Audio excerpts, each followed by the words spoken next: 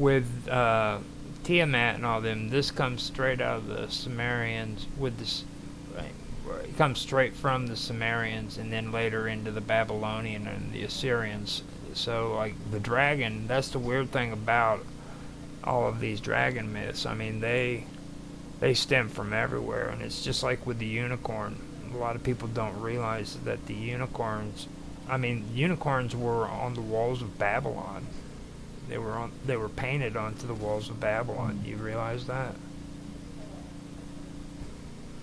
It's amazing, man. I mean, and we fall into this thing where we think that like a lot of these myths and these beliefs were localized, when in reality they were everywhere when it came to those regions and stuff. So okay, so the term was first used with respect to the destruction of the chaos dragon Tiamat in the Enuma Elish, although it has been observed that the primeval state is one of a peaceful existence between Abzu and Tiamat, and the chaos only ensued when Tiamat enters combat with Marduk. Now Marduk was the head deity in the pantheon for Babylon. He was the one who eventually became the big guy. You know what I mean? Before him there was On, Enlil, and Enki, but then Marduk came along and he took over. This seems very similar to the Zeus and Titans concept. Mm-hmm. It's very much like that, and you'll see that being spread all over in it. Now today the chaos concept is plagued by a lack of consistent definition and use of the term across many studies. Now Nicholas Wyatt defines the chaos comp category as follows. The chaos comp myth is a category of divine combat narratives with cosmogonic overtones, though at times turned secondarily to other purposes, in which the hero god vanquishes a power or powers opposed to him, which generally dwell in or are identified with the sea and are presented as chaotic, desolatory forces. Are presented as chaotic, desolatory forces. Now, it may also be used to refer to a dualistic battle between two gods. In that context, an alternative term that has been proposed is theomachi,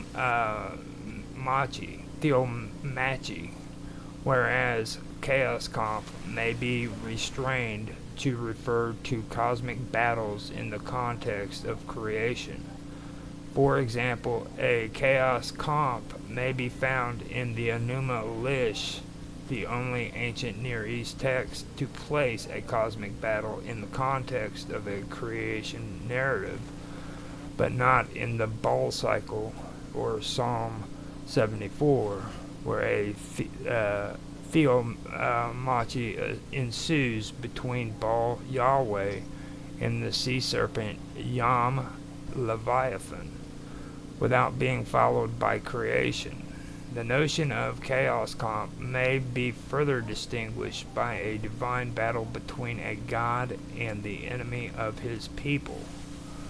Parallel concepts appear in the Middle East and Northern Africa, such as the abstract conflict of ideas in the Egyptian duality of Ma'at and Ishfet, or the battle of Horus and Set, or the more concrete parallel of the battle of Ra with the chaos serpent Apophis, or Apophis.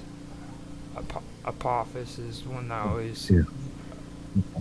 Apophis, the snake, basically.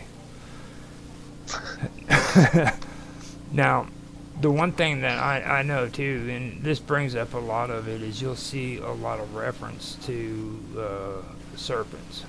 And later on as I go through this, I'm also going to get into something that I've been. It's odd that it's happening at this time, but like all of the streams that I've been putting out here in the last week or so has been about mountain worshiping, pretty much. Like the one that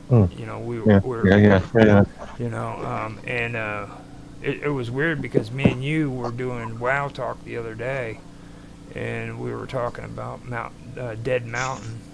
I turned around and I did Strange Stories yesterday, and I did Mount Fuji. And it dawned on me last night that all of a sudden I'm doing a lot of material that's dealing with mountain worshiping. And I went and I started reviewing this stuff that I'd done before, and it just dawned on me here too that this has a lot to do with mountain worshiping too as well. A little while back I had been doing Into the Abyss, and we were talking about geomancy.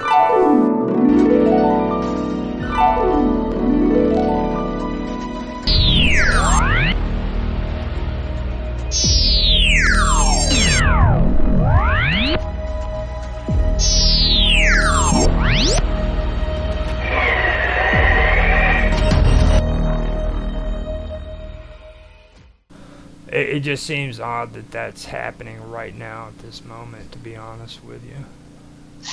I really, it actually did kind of dawn on me that was going on, so. Now,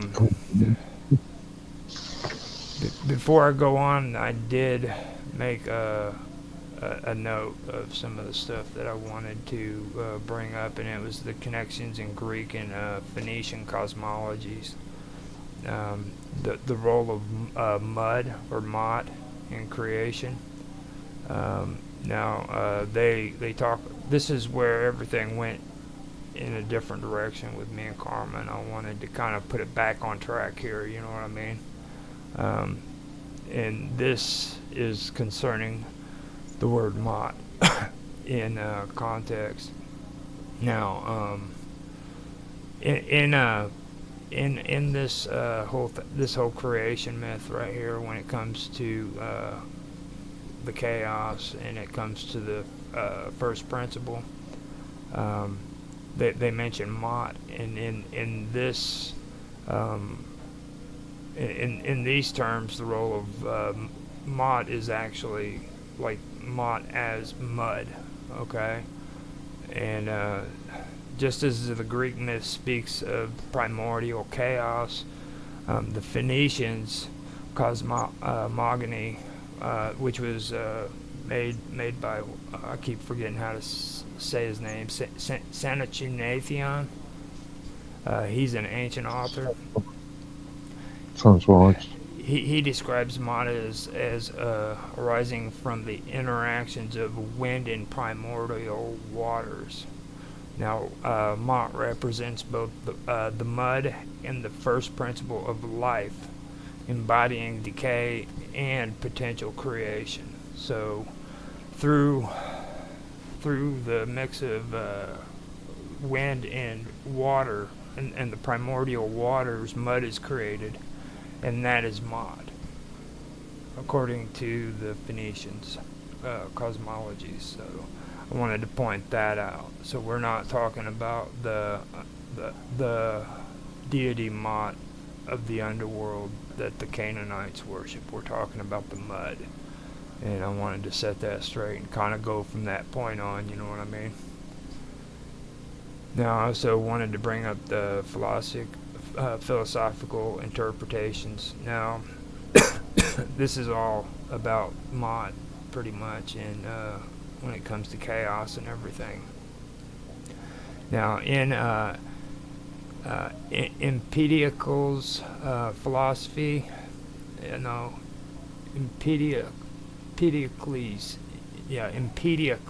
that's his name. In his philosophies, creation involves the interplay of the four elements. That's earth, air, fire, and water. And love and strife. Now, the watery compound could be an allegory for the mixing of the elements leading to life. Now, in Heraclitus, I'm having a hard time with all these Greek words. Now, in Heraclitus's doctrine, flux and transformation symbolized by water are central to existence, resonating with the cyclical nature of putrescence and rebirth. So, all that smelly, stinky stuff that you smell when, all this putrid water mixes in with the mud and it just stinks real bad. That's what they're talking about. Yeah. So, Stagnation. yeah. Yeah. So with the cyclical nature of putrescence and rebirth, that's one thing. And a lot of the philosophers back then also talked about reincarnation as well, and they use this as an example for it too. So you'll find that a lot in the mythology and stuff. So, does it sound like I'm doing good so far, Mark? Except for maybe a few pronunciations of Greek names, but yeah, sounds okay. What's your take on it so far?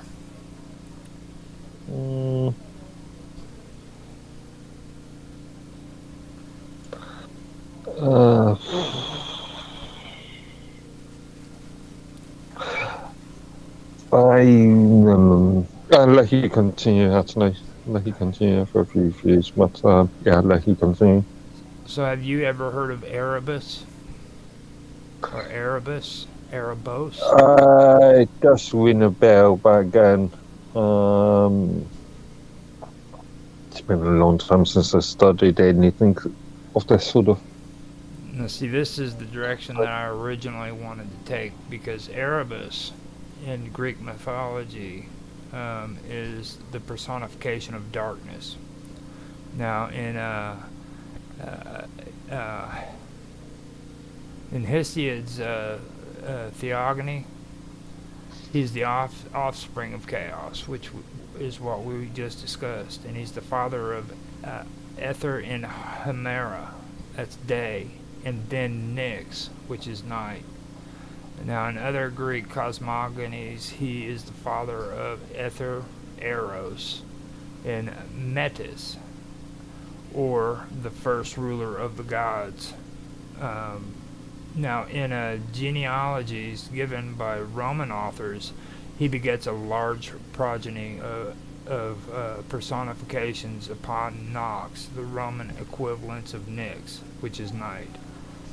While in an Orphic theogony, he is the offspring of Kronos,